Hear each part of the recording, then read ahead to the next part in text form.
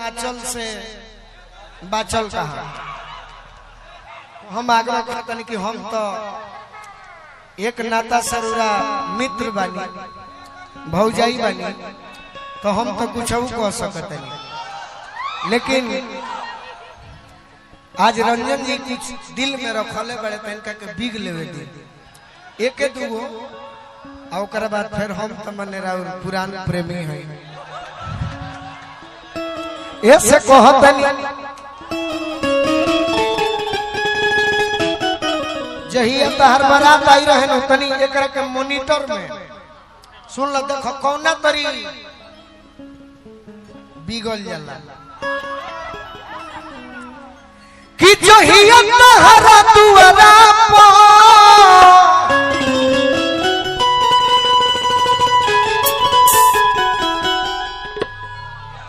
यह रूप के यह चेहरा के भोजपुरी में कोनो जनी है नहीं, शायद हमने आप ही के लिए गीत गाया होगा कि रहनी बराती गई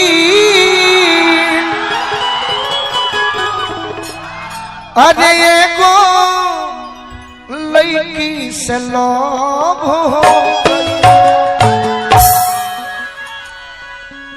चांदनियों चेहरा के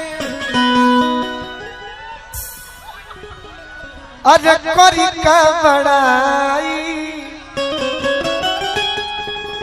दुल्हन के आगे पीछे अरे रहली घोरियाई। किसी को आपके चेहरे दीवाने बनाते होंगे, केहू कपड़ा देखत है केहू बाल देखत है, लेकिन हम ओठ पर रहे कालती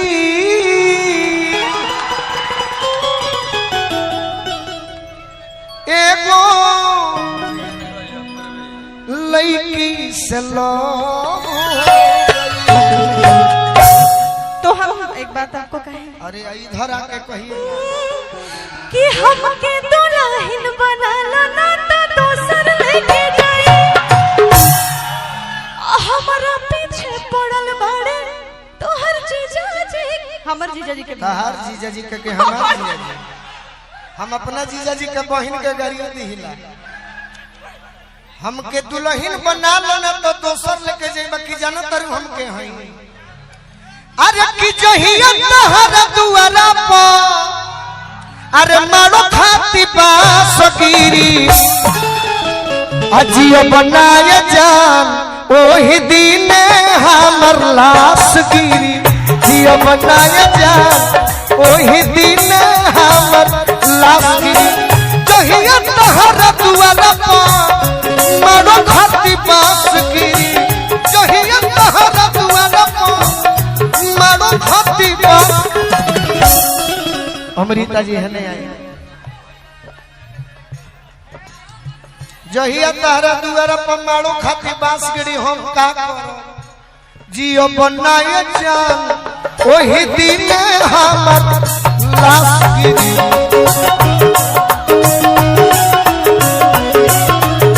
जियो बनाए जान ओही दिन हमर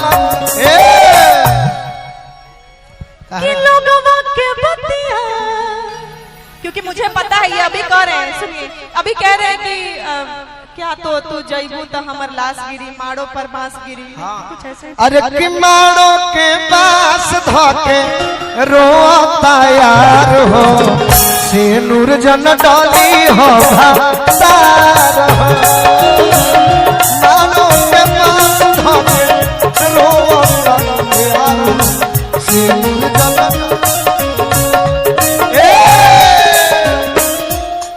कहीं कहीं कि लोगों के बतिया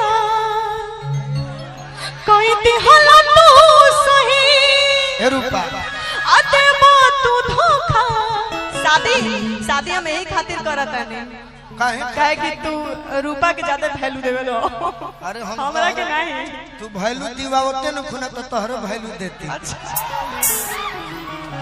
कि लोगवा के बतिया कोई दिहला तू सही देवो तू धोखा कबो सोचले ना रही। देखिए कैसे सटी हुई है पाक आपा के दूसरा के भलाई तू रह जाए आँख से आँख फिर ना मिला पाइबा आँख से आँख फिर ना मिला पाइबा लगवा के ए भाई इस सुबह से अंगूठी हमको तारा को हम सुबह से देखता है। अब तू बैठ ना, अब तू बैठ। ए दोस्त बैठ ना। अच्छा